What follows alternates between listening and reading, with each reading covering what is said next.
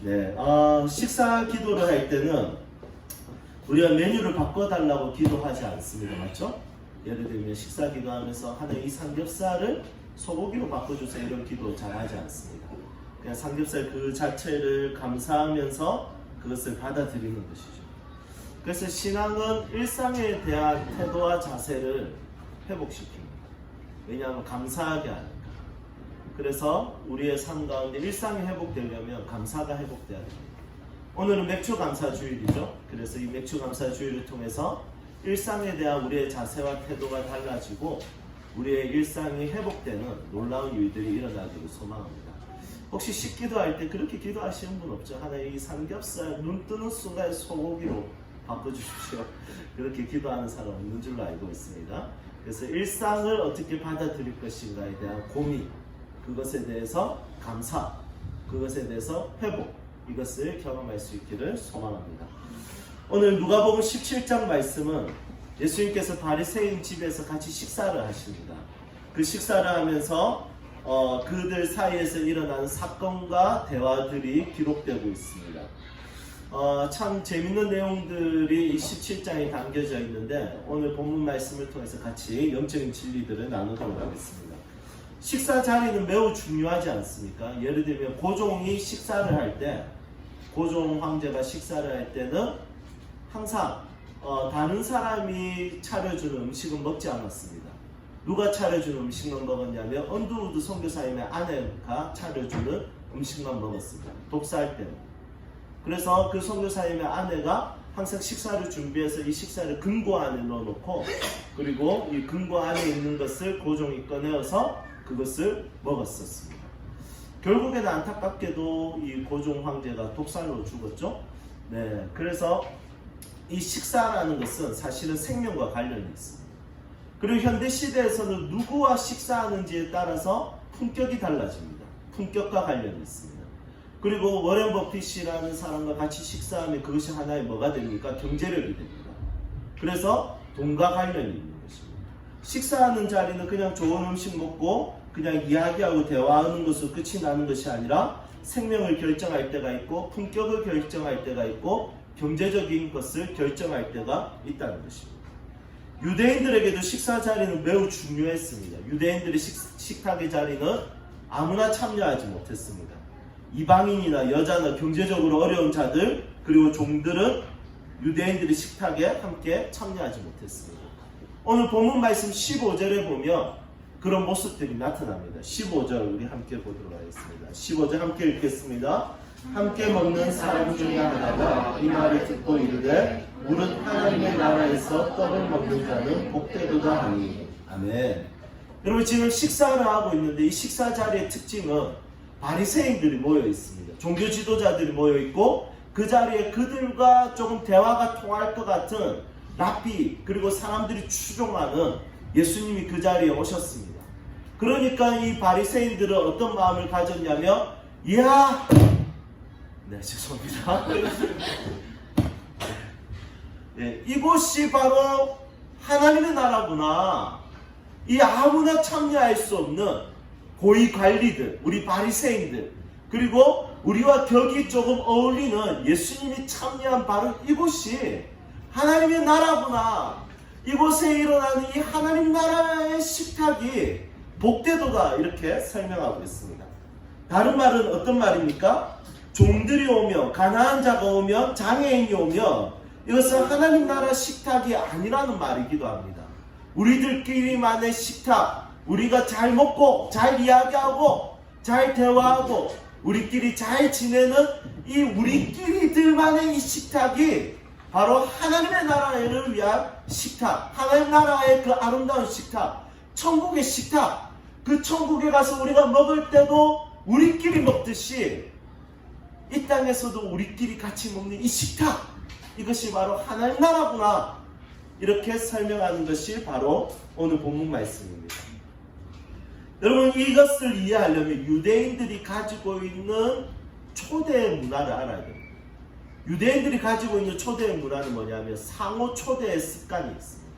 이게 뭐냐면 상류층에 있는 사람들은 상류층에 있는 사람들만 초대할 수 있습니다. 왜냐하면 만약에 상류층에 있는 사람들이 초대할 때는 상다리 부러지게, 그리고 오케스트라, 뭐 이 당시에 오케스트라는 뭐 비파와 수금이겠죠? 이런 것들을 켤 수 있는 사람들을 모아놓고, 여러분 오케스트라 한 사람당 페이가 얼마인지 아시죠? 저는 그게 그냥 이렇게 한꺼번에 뭐 10만원 이렇게 주는 줄 알았는데, 뭐 한 명에 15만원, 20만원 이렇게 갑니다. 그러면 사중주만 해도 얼마입니까? 약 100만. 그런데 이 오케스트라를 상류층이, 실제로 어떤 교회 교육자들을 위해서 어떤 한 장로님이 이 교육자들을 위해서 식탁의 자리를 제공을 하는데, 진짜 오케스트라 이런 거 시향악단을 다 불러가지고 교육자들을 초대하는데, 그 교회 교육자가 80명. 그런데 자녀들까지 다 하면 몇 명입니까? 약 200명의 사람들을 모아놓고 오케스트라하고 한 명당 식사에 5만원에, 그리고 1인당 용돈 20만원. 그 교회 가고 싶어. 농담입니다. 오해하지 마십시오. 여러분, 그런 상류층이 가지고 있는, 우리가 생각하는 2만원짜리 하나 먹으면서 손발 부들부들 떠는 거, 오늘 생일이니까 맛있는 거 먹어야지, 25,000원짜리 먹으면서 너무 셀까지, 이런 수준이 아니라는 거죠. 상류층은 그냥 오케스트라 초대하고 정말 근사하게 먹는데, 이 유대인들의 습관은 뭐냐면 상호 초대를 해요. 내가 만약에 이만큼 했으면 그 사람도 얼마 있다가 나를 그 정도의 근사한 자리에 나를 초대해서 그렇게 식사를 준비를 해야 되는 것이죠. 이게 상호 초대의 습관. 그래서 상류층 사람들은, 가난한 사람들을 초대를 해도 가난한 사람들이 그것을 받아들일 수가 없습니다. 왜냐하면 그만큼 자기도 준비할 수가 없기 때문에. 제가 랍스타 뷔페에 초대받은 적이 있었어요. 이 랍스타 뷔페는 가기 한 달 전에 예약을 해야 됩니다. 안 그러면 예약이 되지 않습니다. 그리고 1인당 가격이 100불. 이게 또 달러로 이야기하니까 좀 약간 감이 안 오시죠? 약 13만 부가세까지. 여러분, 그 정도의 돈에 거기에 뭐 랍스타뿐만이 아니라 온갖 맛있는 음식이 다 있어요. 그 액자에 이렇게 걸려있더라고. 주방장이 한쪽에 랍스타, 한쪽에 대게 딱 들고 세상의 모든 좋은 해산물 다 잡아왔습니다. 이렇게 글귀가 있어요. 진짜 너무 맛있어요. 특히 그 콜라 사이다 이런 거 캔으로 있는데 그냥 달라는 대로 다 줍니다. 캔 뭐 이렇게 눌려가지고 얼음 받아 손 다 튀고 이런 거 없어요.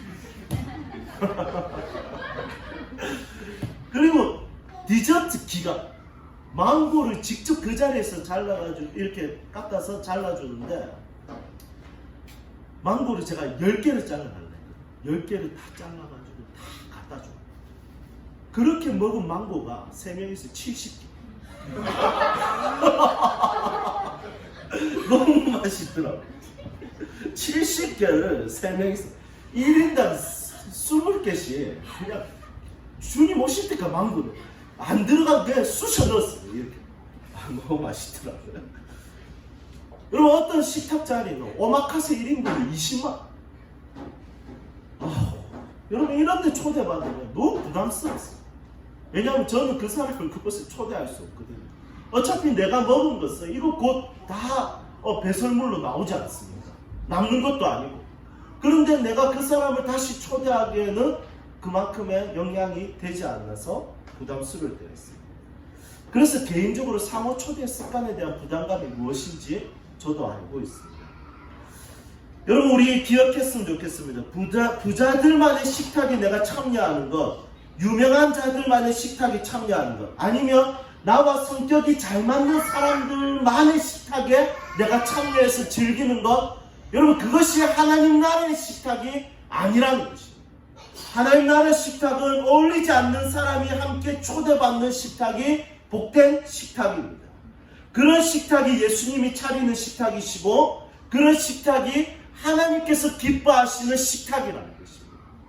여러분들의 가정과 함께 어울리는 식탁이 정말 여러분들과 어울릴 수 없을 것 같은 그 사람이 함께하는 식탁이 되기를 축복합니다. 여러분들이 가지고 있는 관계의 그룹 속에 정말 우리의 관계 속에 들어오지 못하는 사람을 초대하고 환영하고 그 사람과 같이 교제할 수 있는 그런 식탁이 바로 하나님 나라의 식탁이라는 것을 꼭 기억할 수 있기를 소망합니다. 우리끼리 식탁, 우리 교회들만의 식탁, 나만의 식탁, 우리끼리 잘 먹고 잘 행복한 그런 식탁이 아니라 진짜 하나님 나라의 식탁은 진짜 귀한 사람들 같이 와서, 이 귀한 사람들이라는 것은 어떤 사람들일까요? 나와 어울릴 수 없을 것 같은 사람을 초대하는 식탁이라는 것입니다. 사복음서에는 이 식탁과 관련된 이야기가 많죠. 오늘 본문 말씀도 이 식탁과 관련된 에피소드가 기록되어 있는데, 이곳에서 예수님께서는 하나의 예화를 들면서, 비유를 들면서 제자들을, 그리고 그곳에 있는 사람들을 가르치시기 시작합니다. 그 예화가 뭐냐? 어떤 사람이 큰 잔치를 베풀었습니다. 물론 그 잔치를 베풀 때 유대인들은 누군가를 초대할 때 2번을 초대하거든요. 그래서 먼저 초대하고 오기로 하면 그만큼 식사를 준비합니다. 그래서 2번째 초대할 때 이미 식탁을 다 준비했기 때문에 2번째 초대할 때 안 오는 것은 굉장히 큰 무례입니다. 그래서 이 어떤 사람이 큰 잔치를 베풀기 전에 이미 초대를 했을 것이고요. 그리고 베풀고 이제 큰 잔치를 딱 준비를 한 상태에서 초대한 그 사람들을 다시 초대합니다. 첫 번째는 누구였냐면, 첫 번째는 밭을 산 사람입니다. 초대했더니 내가 그 사이에 밭을 샀는데 이 밭을 내가 나가봐야 되겠다. 그래서 못 가겠다. 이게 첫 번째 사람. 그리고 2번째 사람은 어떤 사람이냐면, 초대를 했었는데 이 사람이 그 사이에 소를 10마리 산 거예요. 그래서 이 소 10마리 돌보아야 되기 때문에 내가 그 잔치에 참여 못하겠다. 그래서 3번째는 어떤 사람이냐면, 장가를 가서 못 가겠다. 내가 장가를 가서 지금 가정에 이사도 했고 내가 좀 정리도 하고 내 아내와 같이 시간을 보내야 되는데 어떻게 내가 그곳에 가겠습니까? 여러분, 초대를 받고 잔치를 준비했는데 이 3사람은 여전히 그 기회에 대해서 못 가겠다라고 이야기한다는 것입니다. 그래서 이 말을 종이 주인에게 가서 이렇게 이야기하면, 아무도 못 온답니다. 이렇게 이야기했더니 주인이 이제 화가 났습니다.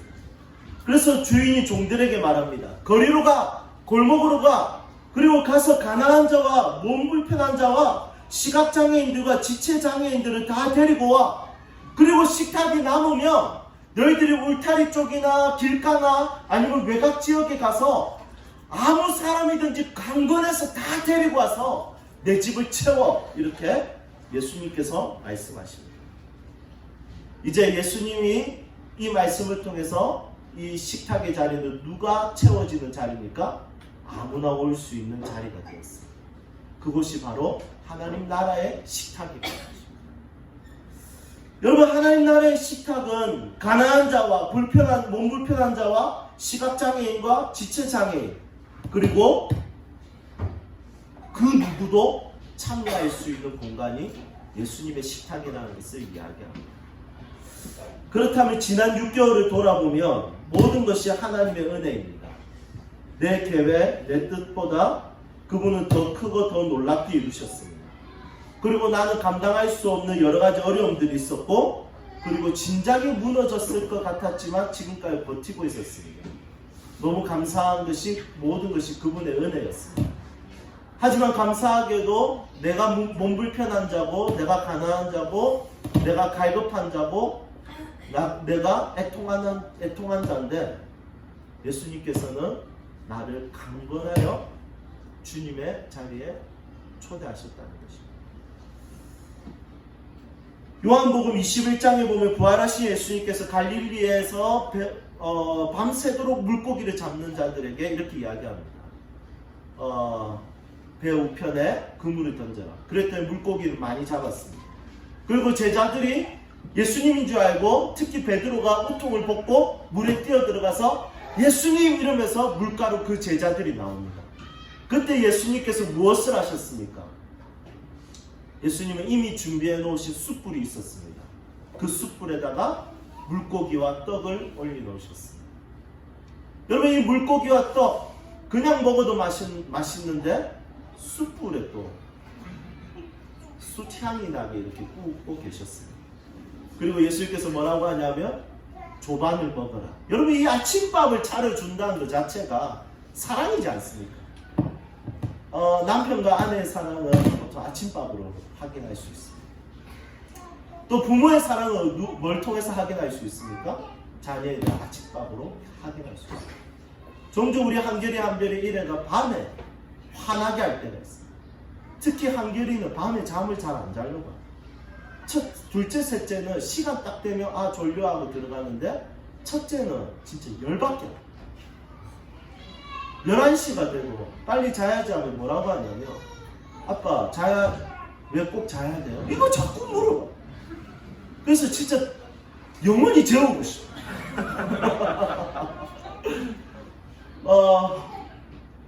그래서 이제 아내도 그렇고 저도 그렇고 이제 화가 나지 않습니까? 그래서 어쩔 수 없이 이제 핍박과 억압을 합니다. 자! 그러면 이제 애가 이제 그때부터 객이거든요. 어떻게 객이냐면 내 방 가서 잘 거야. 이거 분명히 같이 자기로 해놓고 자기 방 가서 자.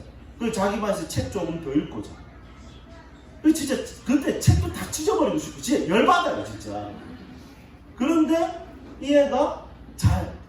그리고 우리도 화난 상태에서 자는데 그 다음날 아침은 항상 아침 요리가 되어 있습니다. 거기에 독은 타지 않습니다. 여러분 한번 생각해 보십시오. 조반은 그래도 너를 사랑한다라는 표현입니다. 여러분 지금 이 조반에 너희들이 같이 와서 먹으라고 했던 그 제자들은 정말 성령으로 충만해가지고 종도를 100명하고 1000명하고 진짜 멋있는 것을 보였던 제자들이 아니라 예수님을 배신했던 제자들입니다. 어제만 해도 예수님께서 부활하신 몸으로 다시 찾아갔는데 이 제자들이 말길 못 알아먹고 또 갈릴리로 가서 또 사람 낚는 업으로 안 살고 또 그물 던지고 물고기 잡고 예수님의 사역과 사명을 다 잊어버리고 또 그렇게 갈릴리로 숨어 들어갔던 사람들입니다. 그런데 예수님은 다시 찾아가서 어떻게 하냐면 조반을 차려놓고 너희는 이 아침밥을 먹으라고 말씀하십니다. 그들은 이 밥을 먹을 자격이 없는 배신자였지만 예수님은 이 자리에 다시 그들을 초대하여 예수님께서는 조반을 먹으라고. 여러분 우리의 모습과 똑같습니다. 가난하기도 하고 몸이 불편하기도 할 뿐만 아니라 우리는 예수님께 순종한 자들이 아니고 항상 불평하고 원망하고 배신하고 짜증내고 예수님의 뜻대로 사는 것보다 내 배불리기 위해서 사는 것이 내 삶에 가득한데 예수님은 여전히 우리를 예배의 자리로 초대하셨고 강건하여 우리를 붙드시고 그분의 사역에 동참시키고 그분의 사명에 여전히 참여할 수 있는 은혜를 주셨다는 것입니다. 사역의 조반을 우리에게 먹이시고 예배의 조반에 우리를 참여케 하시고 그분의 일꾼됨에 전혀 자격이 없는 우리들을 교사로 그리고 이것저것 하는 여러 가지 일들을 감당하는 사람으로 그리고 선교를 위한 사람으로 그리고 여러 가지 사역을 위한 사람으로 우리를 초대하셨을 뿐만 아니라 우리를 예배자로 여전히 우리를 강건하여 붙들어서 이 자리에 오게 하셨다. 6개월 동안 우리의 삶을 돌아보면 이 정도 힘들었으면 그분을 떠날 만도 하고 예배를 포기할 만도 한데 하나님을 부인하고 부정할 만도 하는데 그분은 강건해서 여전히 우리를 예배 자리에 참여하게 하시고 그분의 사역에 동참하게 하셨습니다. 오늘 우리 매출 감사주의를 통해서 여전히 강건하여 정말 영적으로 육적으로 정말 지체장애 정신적으로 정말 불안하고 여러 가지 어려움이 있었던 우리들을 여전히 강건하여 초대했다는 그 사실 하나에 우리는 그분께 감사할 수 있고 그분께 모든 것을 표현할 수 있는 것 같습니다. 사랑하는 여러분, 우리를 강건하여 지금도 참여케 하실 그분의 은혜에 반응합시다. 이제 말씀을 정리하겠습니다.